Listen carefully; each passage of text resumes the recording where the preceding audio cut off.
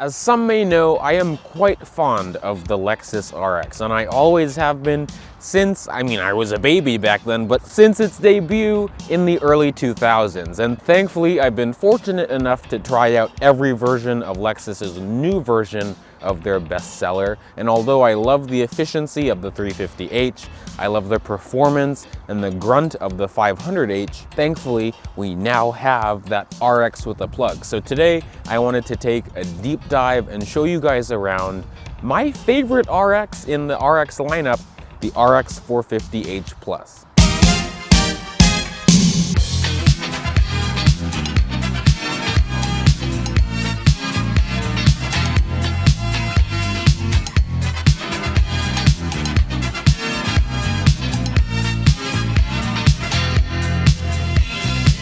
So this marks the 5th generation of the beloved Lexus RX, and for those that don't know, the RX was actually introduced in late 1999, and that was actually one of the first ever luxury crossovers, and one of the first crossovers ever. It originally shared a powertrain with Toyota's V6 Camry and the Lexus ES300, but as time progressed, it got bigger engines, and in 2006, in the 2nd generation RX, Lexus introduced the RX 400h, their first ever hybrid SUV that was based on the early Toyota Highlander hybrid. As you can see, RX hybrids have changed throughout the years, and there was an RX 450h in the past, but that one used a V6 with the hybrid system.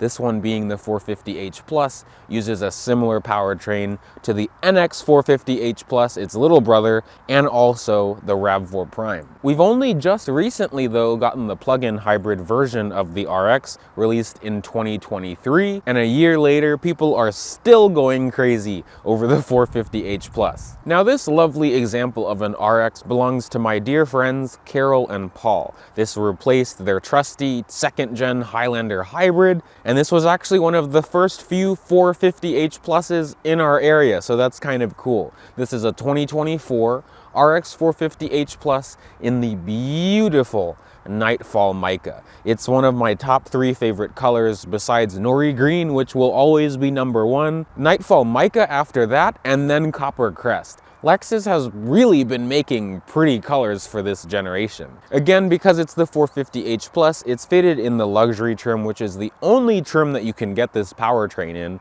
and with a few more options added on, the MSRP of this one is a little bit over $75,000. If the plug-in hybrid isn't necessarily for you though, Lexus still offers many other variations of the beloved RX. It starts at the RX 350 with a normal gas engine, that's about $52,000, right about in line with the base Acura MDX. From that, there's the RX 350h, RX 450h Plus like this one, then the RX 500h F-Sport Performance. That one is the Mac Daddy of the RX lineup, and it starts at about $70,000. So people compete this and the 500h quite a bit, but we'll go into the differences a little bit later.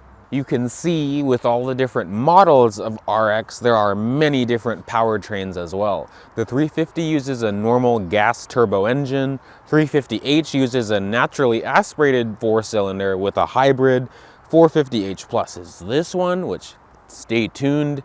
500h uses that 2.4 turbo from the RX 350, but with the hybrid system on it and 2 electric motors. So there's plenty to choose from, but you can see Lexus is really pushing towards electrification in the RX. After my time with the RZ 450e, I am apprehensive about some electric cars, but the 450h Plus counters that and makes it a lot less anxiety-inducing.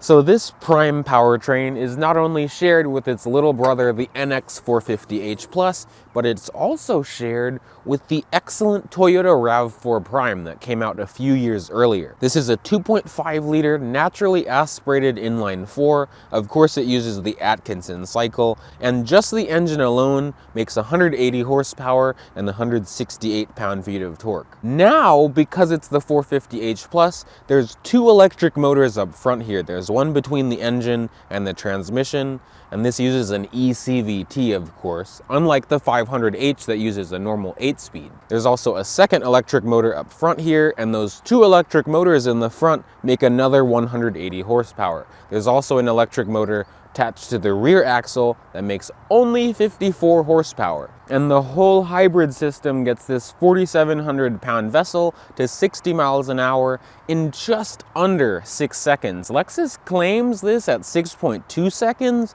but other publications have gotten this under 6 seconds. Now with the 450h Plus, I would say performance is a benefit or a side effect of this powertrain. The strong suit is efficiency. Lexus rates this at 36 in the city, 35 on the highway, and a combined rating of 33. In real world applications, if you're just in hybrid mode, I think you should see about 35 or 36 average. Because this one runs on EV mode quite a bit, it's actually reading about 80 miles to the gallon right now. That's crazy, because you can run this up to 37 miles of full electric range. Now you can see the plus of this and many other plug-in hybrids is the electric range, because I really like being able to use both the gas engine and the electric motors to get all the power that you want. But you can also run this in EV and still have an all-wheel drive SUV. But again, Lexus rates this at about 37 miles of full electric range. It's actually pretty competitive with the Volvo XC60 Recharge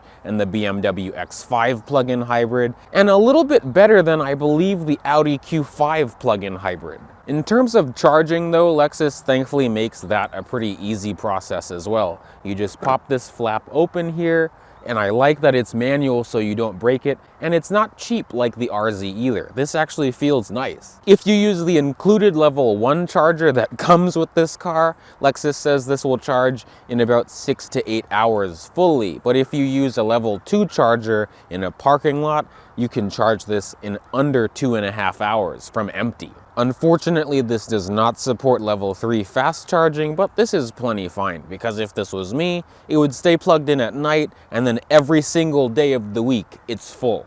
If you don't necessarily have the time to charge it either, because it's a plug-in hybrid, you can still run it with the gas engine, and you can also charge it quite slowly with the onboard 6.6 kilowatt hour charger. That charges with regen braking, and of course the friction from the normal brakes as well. I'm really a sucker for multi-spoke wheels. In this luxury trim, this is riding on 21-inch alloy wheels. They're annoying to clean, but they look nice. And these wheels are wrapped around Bridgestone Alenza all-season tires. They're good tires, and I only say that because they're the same tires that are on my XC90 right now. One main difference between the 450h Plus and the 500h is the suspension. The 500h F Sport gets fancy adaptive variable suspension, and you can make the car stiffer or softer depending on how you drive, but this one is on conventional shocks. To me, it's appealing because in the long run, it's more reliable, less stuff to break, and also this still rides so nice. People, including me, love the RX because it mixes the luxury and comfort of a car with the utilities of a truck. Of course, it's not like a GX or an LX, but you can still use this. Because I have the key on me, we can use the optional hands-free tailgate. So you can see the key here. Oh my. There we are. Okay.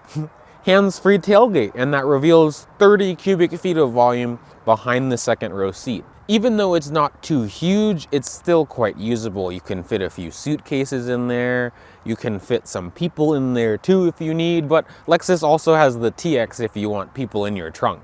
I also like that Lexus put LED lights on the inside. There's also really handy bag hooks on the inside of the trunk as well. There's one normal outlet on this side of the car, and then on the driver's side there's a cigarette lighter style outlet. And you can see on this luxury model, it has a power folding second row. That also lets you recline the seat as well, but you can fold this down and get up to 46 cubic feet of volume. And if you can't fit everything inside the RX, Lexus does allow you to tow with the 450h Plus, and they say this can tow 3,500 pounds. This one doesn't have the hitch on it, but of course you can get a hitch. And then put a bike rack on it, and a roof rack. As we get into the rear seat of the RX, I was pleasantly surprised to see how easy it is to get in and out. They also make the doors open quite wide, which is nice. Of course, because it's an RX, things already feel nice in here. The door closes with a nice solid thunk. I have peasant blockers, which is very nice. Everywhere in here feels like it was thought about, from the top of the door panel to the bottom. As you can see, I'm pretty comfortable myself. The driver's seat is actually all the way back in its tracks because of the easy exit mode. I'm 5'9", and look at how much legroom I have. I have like 4 inches of legroom. I can fit my feet under the seat still, even with the pano moonroof. I have a little bit of headroom. My hair isn't anywhere near touching the ceiling, but if this isn't enough headroom for me and if I'm not that comfortable, I can recline the seat with power, and then I have even more lounging space. It's a 60-40 split seat, and these are also heated and cooled for the outboard seats. There's also a third zone for the climate control and 2 USB Type-C ports, so I'm glad that Lexus thought about connectivity. There's also an armrest in the center that's pretty soft, pretty comfortable. There's some storage in the back side of it where you can put your phone and other things, and also there's 2 little cup holders in the back here, but they're on the small side. It's very accommodating back here. There's map pockets on either side. I also find it interesting. This is something that I only saw in the LS at one point. You can adjust the passenger side seat from the rear seat here. So whoever's sitting in this seat gets more room and can control who's sitting there. And I know this will be a pretty familiar sight as well, but that's not a bad thing at all. The interiors of RXs are so nice. It's just so nice to just sit down and do nothing. We can do that now.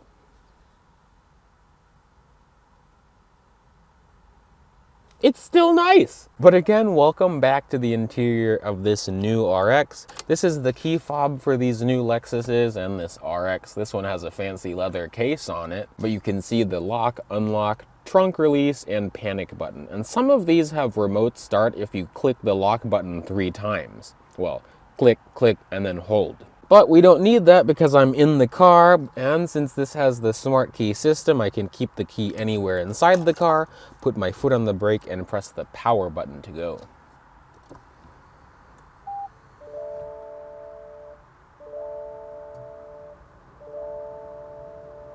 On the driver's door panel, from top to bottom, soft touch materials. There's this nice Alcantara around the Mark Levinson audio system, well, one of the speakers for it, and that sounds pretty good. You can see this RX, just like the NX, uses this new design of a door handle. You push this button out to get out of the car, and then you can also pull it as an emergency release as well. And also outside of the car, the door handles are not traditional like old cars or normal cars. They're buttons on this one. I'm still curious on what you do if the car is dead. I appreciate that all 4 windows are one touch up and down, and of course you have power folding mirrors. That's something I would expect. As we look at the steering wheel, it's a 3-spoked leather wrapped wheel, same one that you'll see on the other RX models as well, and other new Lexuses. Feels very nice to the hand. I like the thickness of it, and it has stitching on the sides with some dark wood trim. This steering wheel is also heated, and the heating element works very well. We can listen to the horn. Something with these cars is the interior, you're so isolated from the exterior, you don't really hear the horn when you're driving, but other people will. You can see there's buttons on the wheel as well, and they work in conjunction with the excellent heads-up display. Lexus really did a good job thinking about this, because the buttons themselves on the wheel don't have a lot of labels on them, but they all show up in the heads-up display, so you don't have to stare at the steering wheel. You can just look up. This, just like a lot of other new Lexuses, has the driver attention monitor. Thankfully, it's a little bit more tame now, but when they first came out with this, if you just drove like this, or just drove in a more relaxed manner, it'd be like, sit up, look, sit up, pay attention. Behind this steering wheel, you can see that the headlights are automatic as well as the windshield wipers. All RXs seem to have this same gauge setup. Again, the only issue that I could say I have with it is that they could have put a full screen in here if they're asking so much money for this car, but still this looks nice anyway. And also this little screen is customizable depending on the drive mode. There's also some information in it as well, but not a whole lot. As we look at the center, you can see this one has the upgraded 14-inch display. The only complaint or gripe that I have with it is that it doesn't have a home screen in the built-in Toyota Lexus infotainment, but besides that, it's fine. I use CarPlay most of the time. This also supports Android Auto, both wired and wireless. You can use it like a tablet. The GPS is great. All the built-in apps in this car are pretty well designed as well. So nothing is bad with this. Down below that, up front, you can see this has dual zone climate control. Of course, there's the one in the back as well. The controls up front are embedded into the screen, but thankfully they're not hidden behind any menus. So these buttons will always be in the same spot. Thankfully, the temperature dials for the driver and passenger are actual knobs and not just buttons. There's also this little hidden compartment here that slides back and reveals the wireless charger, but there's also a USB Type-C port and a normal USB Type-A port as well. And behind that, you can see the shifter. Of course, it's Prius-esque nowadays, but it's better than having a push-button shifter, I think. You can put the transmission into a sequential mode to make it manually shift, even though it is a CVT. And also, when you put this into reverse, you can see that this has a backup camera, well, a 360 view camera with guidance lines as well. And the camera quality is very good. Thankfully, Toyota and Lexus have upped their game in camera quality, and they make it very easy to park this car as well because it has not only the front and rear camera and the guidance lines, but it also has a self-parking feature that can pull this in a spot, parallel park it, and also back it in a spot as well. Now, in between the two front seats, there's this center armrest, which is pretty soft with stitching, and you can see in luxury car fashion, it opens in both ways as well. Because I put a damn bottle in here, this bottle, which can fit in here, and it didn't want to open, but now it opens in both ways. So if you put a bottle in here, it'll get mad, and then you can't open.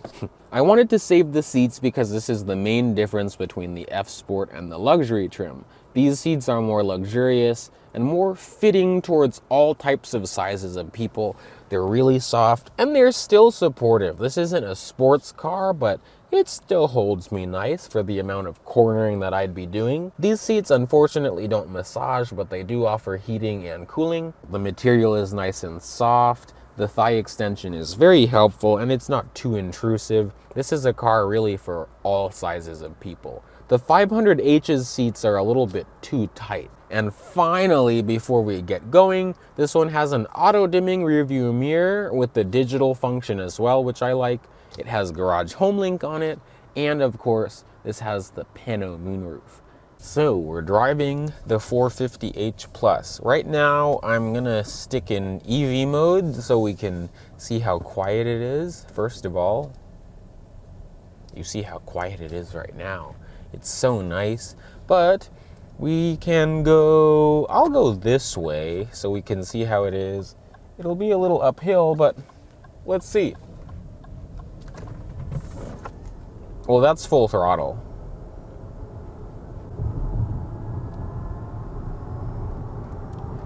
And it's how I would expect it to be. It's very smooth power. In this car, when you're driving in electric mode, I really wouldn't expect jarring, super speed. But if you're just driving this normally, it's very smooth. It has plenty of pickup. You do have to push more down on the accelerator pedal than you normally would, but it's not bad. It's so quiet and so smooth in here though. There's an RX 350 in front of me right now, but I'm in EV mode again and we can see it gets good.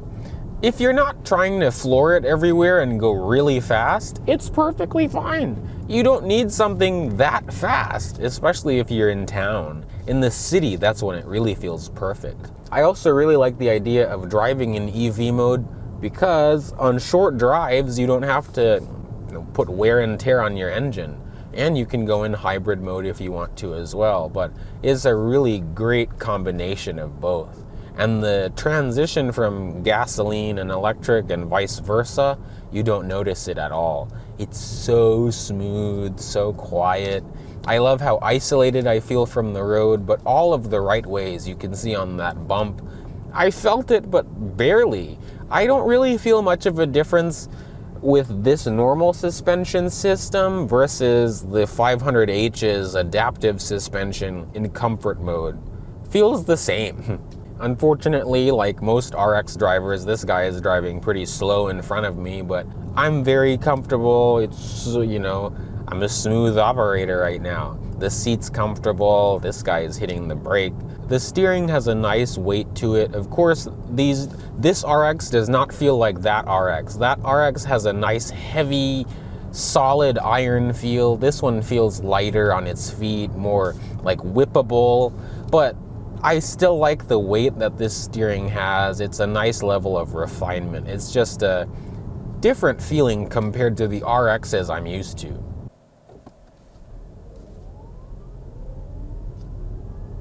In hybrid mode, you can see it's really quiet. It's really quiet. And acceleration is also even better in hybrid mode because you have both systems working together. I also like the combination of the gas and electric motors because there's much more response. You don't have to wait for the engine, which isn't even boosted. You don't have to wait for it to get going and spool up. It's just ready to go because of the electric torque. I'm right now driving on a sidewalk, but I'm just here to make a U-turn. We can see how easy this is to maneuver. You can see the 360 cam works well. I'm going to not wait for that Nissan and we can just go. It's smooth, man. It's really smooth, and I'm in normal mode right now. I'm not really pushing it because this is the 450h, but it takes corners with confidence. This Audi took corner with confidence too. We can go through here. I actually lost you guys for a second because I didn't bring my other battery for my little camera. So we're back on the big one. It's nice, you can see when there's cars coming. This has front cross traffic alert, not only rear cross traffic alert. You can also see on bumps. It takes the speed bumps pretty well. Because this camera is heavier, you might see this thing moving more, so excuse that. But the ride of this is nice. These park roads are, of course, not gonna be as nicely maintained. And you can also see the powertrain is so quiet, and you have excellent power, excellent response, and I've not even gone in sport mode yet. It's really satisfying. We can put ourselves in sport mode now while we wait for this conga line of slow cars, but we can then see the acceleration of the full 50h plus. All these people are going to the park. Okay.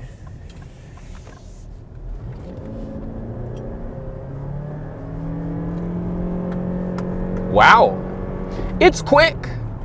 It really is quick. It's shocking how quick it gets because it's a lot quieter and a lot more muted of a driving experience compared to the 500h.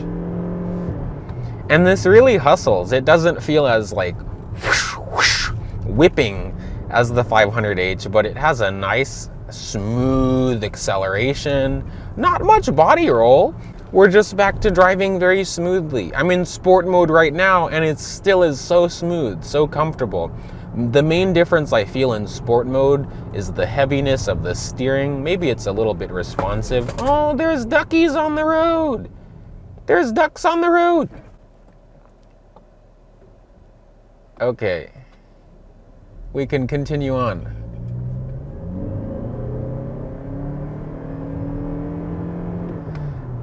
But I quite like the powertrain on this. It's very nice. We can go back into normal mode since we are back in a populated area. And then things just get more quiet and more soft. So again, before I got distracted by those ducks, the main difference I feel in sport mode is the steering. It's a little bit sharper and it feels heavier. And then also the throttle response is a little bit more sharp as well. Just feels like it's more ready for action. But I honestly prefer driving this more than the 500h, just because this feels a little bit smoother and it's trying to, well, it's not trying to be a race car, it's just being a nice RX. And that's what this thing does best, be a nice RX. Now, even though the 500h is the fastest and the Mac Daddy of the RX lineup, I still really like the 450h Plus. I really like that you can drive it in EV mode. I also like that you still have a reasonable amount of power with the electric motors and the gas engine combined, so it makes it fun to drive, and it's not that much slower than the 500h when you're actually driving it. Thank you again to Carol and Paul for letting us look at their beautiful RX today. Thanks to Charlie for letting me film in his parking lot today. Thank you for watching this video, and I hope that you learned something more about the RX. I have many other RX videos on the channel now and also to come. But again, enough of my rambling. Thanks you guys so much. I'll see you guys in the next one. Bye peeps.